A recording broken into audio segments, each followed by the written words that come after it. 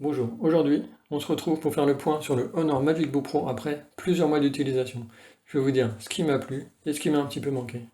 Mon modèle possède le processeur AMD Ryzen 4600H, 16 Go de RAM, 512 Go de disque dur. Sur les côtés du clavier, on retrouve des haut-parleurs procurant un son Virtual Surround et il a un clavier rétroéclairé AZERTY de taille standard.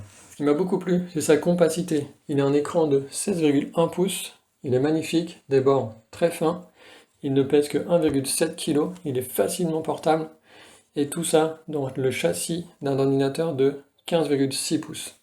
Son autonomie également, sa batterie de 56 Wh lui confère 11 ans d'autonomie. En utilisation au bi-écran comme je le fais pour le travail, on est plus de l'ordre de 6-7 heures, ce qui est déjà très bien. Un autre point positif est le chargeur 65 watts fourni avec le Honor Magic Book Pro.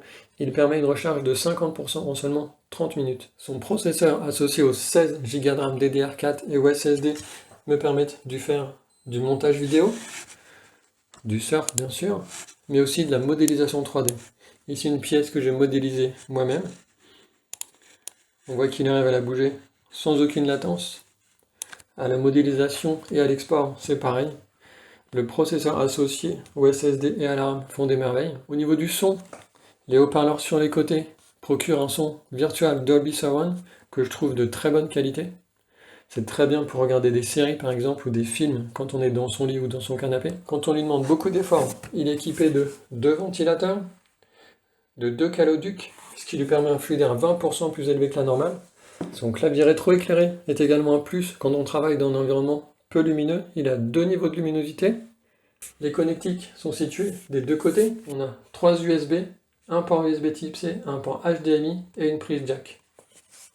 Son design est également un atout. Il est ici en couleur Space Gray. Il est fin, il est léger, il se manipule d'une main. On peut ouvrir l'écran simplement. Il est rapide à l'ouverture et son lecteur d'empreintes est précis. Hop, quelques secondes pour s'ouvrir. Voilà, je le prends d'une main. Il ne pèse que 1,7 kg.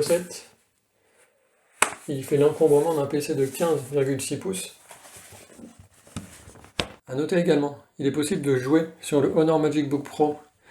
Son processeur AMD Ryzen 5 4600H est orienté performance et associé aux 16 Go de RAM et au SSD de 512 Go.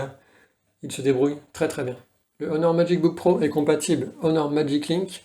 Ça vous permet, si vous avez un smartphone compatible, de le poser sur le tag NFC et d'échanger vos données directement entre le téléphone et l'ordinateur, mais aussi de partager l'écran du smartphone sur l'ordinateur. C'est très pratique pour l'échange de fichiers par exemple. Par contre, je regrette l'absence de pavé numérique remplacé par les deux haut-parleurs. Ils sont certes de très bonne qualité, mais pour mon usage professionnel, j'aime bien avoir un pavé numérique, ça me simplifie la vie. Autre petit regret, les 16 Go de RAM sont soudés, il est impossible d'en ajouter pour de la modélisation 3D, pour du montage vidéo ou d'autres besoins gourmands en RAM. Ce serait bien de pouvoir ajouter au minimum 16 Go de RAM. Sur ce modèle, c'est impossible. Le dernier petit regret est au niveau de la puce graphique. Elle est intégrée, il est impossible de la changer, de la booster, et ce n'est pas une vraie carte graphique, c'est une puce graphique. Malgré ces 2-3 petits manques, il a largement remplacé mon précédent ordinateur portable professionnel.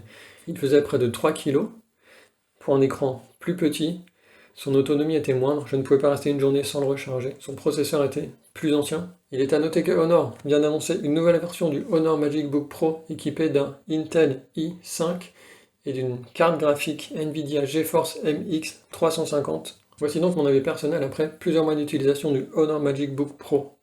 Je suis persuadé que Honor va partir à la chasse de l'ordinateur parfait, avec une RAM non soudée, un vrai pavé tactile et une carte graphique. Et ce chasseur va sortir en Europe et en France. Je vous remercie et je vous dis à très bientôt.